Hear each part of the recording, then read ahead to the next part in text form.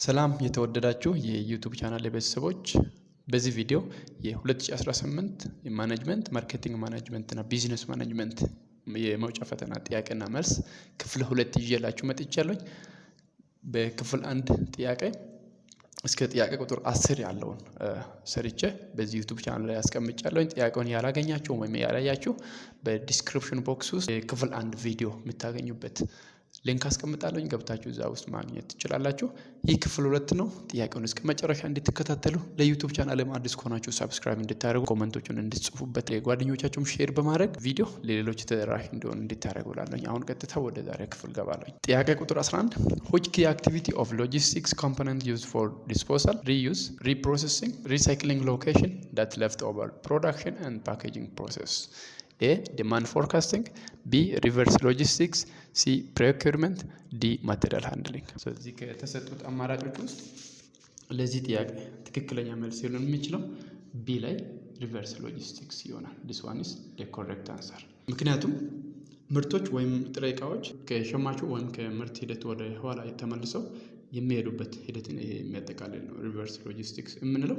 ይህ ሂደት ለምን ተግባራት ነው የሚያገለግለው ወይም ለምን ነው የሚያገለግለው? እዚህ ጋር በጥያቄው ላይ ኤክስፕሬስ እንደተደረገ የተረፈ ምርቶችን እንደገና ጥቅም ላይ እንዲውሉ ማድረግ that means reused የምንለው ነው። ሌላ ቁሳቁሶቹን እንደገና ማቀነባበር ወይም ሪፕሮሰሲንግ ኦር ሪሳይክሊንግ የምንለው።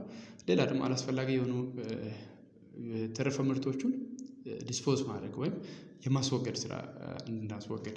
ይሄ ሪቨርስ ሎጂስቲክስ ምንለው ይሄንን ያጠቃልላል።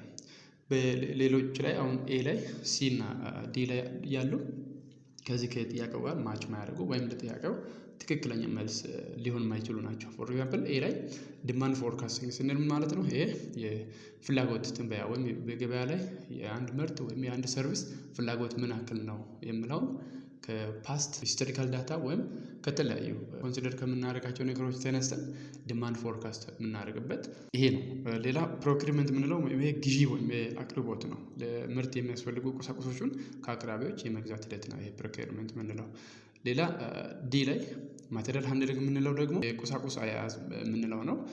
በድርጅቱ ውስጥ ቁሳቁሶችን የማንቀሳቀስ፣ የመጠገን፣ የማከማቻ ስራ መስራት እነኚህን አንድ ላይ የሚያጠቃልል ነው የማቴሪያል ሃንድሊንግ። ከተሰጡት አማራጮች ውስጥ ለዚህ ጥያቄ ትክክለኛ መልስ ሊሆን የሚችለው ሎጂስቲክ አክቲቪቲ ኮምፖነንት used for disposal, reuse, reprocessing or recycling location that left over production and packaging processes, reverse logistics. So B is the correct answer from the given alternatives. Next question number 12. Which of the following is not characteristics of attitude? A. Attitudes occur within a situation. B. Attitudes are permanent. C. Attitudes are learned prepositions. D. Attitudes have consistency. The correct answer from the given alternative is B. Attitudes are permanent. ያውን ጥያቄው ስለ አመለካከት ትክክለኛ ያልሆነ ወይም ከአመለካከት ባህሪያት ትክክል ያልሆነ የትኛው ነው፣ ባህሪያት ያልሆነው የትኛው ነው የምንለው። አመለካከት ቋሚ ነው የምለው ይሄ ስለ አመለካከት ትክክል ያልሆነው ነው የሚሆነው። አመለካከቶች ወይም አቲቲዩድ የምንለው ቋሚ አይደሉም። ብዙኛው ጊዜ ምንም እንኳን ለተወሰነ ጊዜ ሊቆዩ ቢችሉም በአዳዲስ መረጃዎች፣ ልምዶች ወይም ተጽዕኖዎች ሊቀየሩ ይችላሉ። አቲቲዩድ ወይም አመለካከት በሌሎች አማራጮች በኤ በሲ በዲ ያሉ ደግሞ ትክክለኛ የአመለካከት ባህሪያት ናቸው። ምክንያቱም ኤ ላይ attitudes occur within a situation አመለካከቶች በአንድ የተወሰነ ሁኔታ ወይም አውድ ውስጥ ከሰታሉ የሚል ትርጓሜ ያለው ይሄ ደግሞ ትክክል ነው። ሲ ላይ attitudes are learned predispositions አመለካከቶች በተፈጥሮ የሚገኙ ሳይሆኑ ከማህበረሰብ ከባህልና ከልምድ የሚቀሰሙ ወይም የሚማሩ ናቸው። ስለዚህ ይሄም ትክክለኛ ምርጫ ነው ወይም ባህሪ ነው የአቲቲዩድ የአመለካከት። ሌላ attitudes have consistency አመለካከት በአብዛኛው ወጥነት ወይም ተከታታይነት አላቸው። ይሄም ሌላ የአመለካከት ካራክተሪስቲክስ ነው። ስለዚህ ከተሰጡት አማራጮች ውስጥ ስለ አመለካከት ባህሪ በትክክል የማይገልጸው ወይም የአመለካከት ባህሪ ያልሆነው አመለካከት ቋሚ ነው የምለው ነው። አመለካከት ለተወሰነ ጊዜ ይቆያል፣ ከዛ በኋላ በተለየ ምክንያት ሊቀየር ይችላል ማለት ነው። B is the correct answer. ቀጣይ ጥያቄ ቁጥር 13 when the business entities, retailers, wholesalers and manufacturers want to sell their products directly to their consumers using online stores, what is the e-commerce model the business entities applied? A. Consumer to consumer e-commerce. B. Consumer to business. C. Business to consumer. D. Business to business. ከተሰጡት አማራጮች ውስጥ ለዚህ ጥያቄ ትክክለኛ መልስ ሊሆን የሚችለው በሲ ላይ ያለው ቢዝነስ ቱ ኮንሱመር ሞዴል ኦፍ ኢኮመርስ የምንለው። በዚህ ሞዴል ውስጥ የንግድ ድርጅቶች ወይም እንደ ቸርቻሪዎች፣ ጅምላ አከፋፋዮች ወይም አምራቾች ምርቶቻቸውን ወይም አገልግሎቶቻቸውን በኢንተርኔት አማካኝነት በቀጥታ ለዋና ሸማቾች ወይም ኮንሱመር ለምንለው የሚሸጡበት የኢኮመርስ ሞዴል ነው። ይህ ሞዴል ወይም ቢ2ሲ ሞዴል የምንለው በጥያቄው ላይ የተጠቀሰው እዚህ ጋር በዚህ ጥያቄ ላይ የተጠቀሰው በቀጥታ ከዚህ ጋር የሚያያዝ ይሆናል። ሌሎቹ በኤ ላይ በቢ እና በዲ ላይ ያሉት ኮንሱመር ቱ ኮንሱመር ስንል ሸማቾች እርስ በርሳቸው በቀጥታ የሚገበያዩበት ከሆነ ነው ኮንሱመር ቱ ኮንሱመር የምንለው። ቢ ላይ ደግሞ ኮንሱመር ቱ ቢዝነስ የምንለው ግለሰቦች ወይም ሸማቾች ለድርጅቶች ምርት ወይም አገልግሎት የሚሸጡ ከሆነ። አሁን እዚህ ጋር ኮንሱመር ቱ ቢዝነስ ስንል ግለሰቦች ወይም ሸማቾች ምርቶቻቸውን ለፋብሪካዎች፣ ለቴሌ ካምፓኒዎች፣ ለድርጅቶች የሚሸጡ ከሆነ ይሄ ኮንሱመር ቱ ቢዝነስ እንላለን። ዲ ላይ ደግሞ ቢዝነስ ቱ ቢዝነስ ስንል ንግድ ድርጅቶች እርስ በርሳቸው የሚገበያዩ ከሆነ ይሄ ቢዝነስ ቱ ቢዝነስ እንላለን። ከተሰጡት አማራጮች ውስጥ ለዚህ ጥያቄ ትክክለኛ መልስ ሊሆን የሚችለው ቢዝነስ ቱ ኮንሱመር ይሆናል ማለት ነው። በመቀጠል ቀጣይ ጥያቄ አኮርዲንግ ቱ ማርኬት ጂኦግራፊ ሄሪስቲክስ if a manufacturer is located a great distance from the target market, which channel design is most likely to be chosen? A. The use of intermediaries to reduce the expense of serving distance markets. B. Eliminating all distribution to focus only on local customers. C. A direct distribution channel to minimize intermediary involvement. D. Using air transport only for direct to consumer ዴሊቨሪ። አንድ ምርት የሚያመርት ካምፓኒ በጂኦግራፊ ርቆ ያለ ከሆነ የምርት ወይም የአገልግሎት ዲስትሪቢዩሽን ቻናል ምን አይነት ቻናል ነው ለዚህ የሚሆነው የሚል ነው።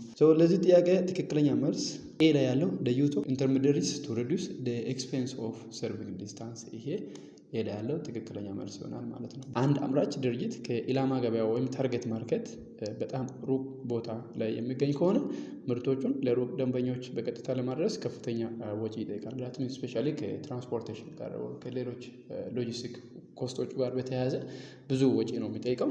በዚህም እንግዲህ ከመሀል የሆነ ሰው ያስፈልጋል። ላትሚስ ደላላዎች ወይም አክፋፋዮች የምንለው ከመሀል የሚገቡ ኢንተርሚዲየሪስ የምንለው ነው። እነኚህን በመጠቀም ነው የትራንስፖርትና የማከማቻ ወጪን በጋራ በመጋራት አጠቃላይ የማድረሻ ወጪውን በእጅጉ ለመቀነስ ጠቅመው።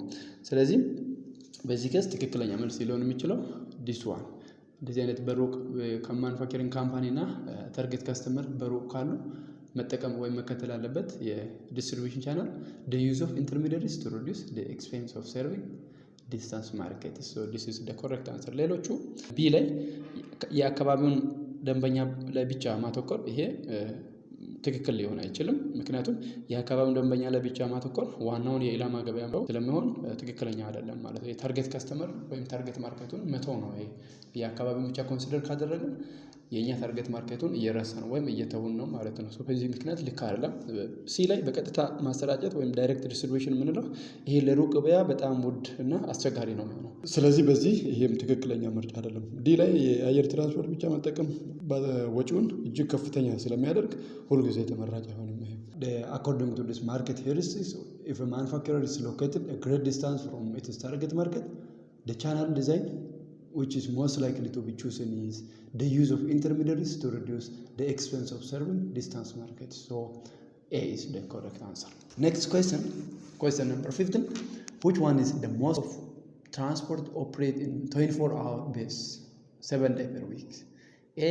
Air transportation. B. Rail transportation. C. Water transportation. D. Pipeline transportation. ለዚህ ጥያቄ ትክክለኛ መልስ ዲ ፓይፕላይን ትራንስፖርቴሽን የምንለው ነው። this one is the correct answer from the given alternative. እንደ ነዳጅ፣ ጋዝ እና ውሃ ያሉ ፈሳሽ ነገሮች ለማጓጓዣ የሚያገለግል ሲሆን በቀን 24 ሰዓት በሳምንት 7 ቀን ያለማቋረጥ የመስራት ልዩ ባህሪ አለው። ይሄ የፓይፕላይን ትራንስፖርት የምንለው የአየር ንብረት መዛባት፣ የትራፊክ መጨናነቅ ወይም የሰራተኞች ፈረቃ ሳይገድበው በቀጣይነት ሊሰራ ይችላል ወይም የሚሰራ አይነት ትራንስፖርቴሽን ነው።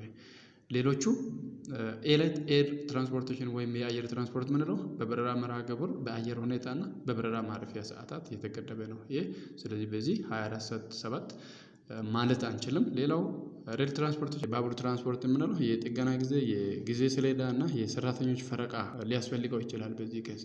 ስለዚህ በዚህም ይሄ የ24/7 ሰርቪስ ላይሰጥ ይችላል ወይም በዚህ ሞዴልም እንደዚህ አይነት ሊሚቴሽኖች ሊኖሩ ይችላሉ። ሌላ ዋተር ትራንስፖርቴሽን ወይም የውሃ ትራንስፖርት የምንለው በወደብ መጨናነቅ፣ በባህር ሞገድ እና በአየር ሁኔታ ሊስተጓገሉ ይችላል ወይም ሊቋረጥ ይችላል ይሄም። ስለዚህ እንደዚህ አይነት ሊሚቴሽኖቹ አሉ። ፓይፕላይን ትራንስፖርት ግን ከነኚህ ሊሚቴሽን ውጭ ነው። 24/7 ማግኘት የምንችለው አይነት የትራንስፖርት ኦፕሬት ሞዴል ነው የሚሆነው። ለዚህ ትክክለኛ መልስ ዲ ሞድ ኦፍ ትራንስፖርት ኦፕሬት ኦን 24 hours based 7 days per week is pipeline transport. So D is the correct answer. በዛሬ ክፍል ያለኝ ቪዲዮ ይሄ ነው። ስለተከታተላችሁ ከልብ እያመሰገንኩ በዚህ ቪዲዮ ላይ አስተያየት ካላችሁ በአስተያየት መስጫ ሳጥን ላይ እንድታስቀምጡና በመቀጠል ደግሞ እንድሰራላችሁ የምትፈልጉት የተለያዩ ዲሲፕሊን ካለም እዛ ላይ እንድታስቀምጡ እላለሁ። ይህን ቪዲዮ እስከ መጨረሻ ስለተከታተላችሁ አመሰግናለሁ። አብዛኞቻችሁ ቪዲዮን አይታችሁ ላይክ ሳታደርጉ ኮሜንት ሳትጽፉ ኦር ሼር ሳታደርጉ ነው የምትወጡት። ፕላስ ደግሞ ዩቲዩብ ቻናልን ሰብስክራይብ ሳታደርጉ ነው የምታዩት። ስለዚህ ይሄን ዩቲዩብ ቻናል ሰብስክራይብ በማድረግ ቤተሰብ ሁኑ። ቪዲዮንም ላይክ እንድታደርጉ እላለሁ። የተለያዩ ኮሜንቶችን እንድትጽፉበት ለጓደኞቻችሁም ሼር አድርጉ። ስለሚጠቅመኝ ነው ሼር እንድታደርጉ እላለሁ። አመሰግናለሁ።